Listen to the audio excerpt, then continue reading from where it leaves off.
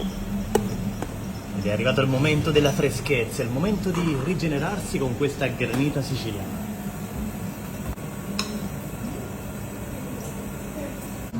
E naturalmente non esiste granita siciliana senza una buonissima brioche col tuppo. È arrivato il momento della granita. Prego. Dopo il primo assaggio, il tuo giudizio.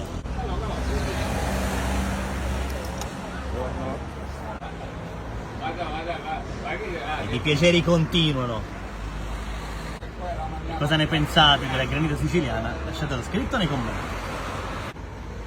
Grazie Martina, e alla prossima! Un saluto a tutti gli amici di Bella Sicilia. 1,3 di acqua, 750 grammi di zucchero e 750 grammi di fragole. Ed ecco voi la granita perfetta.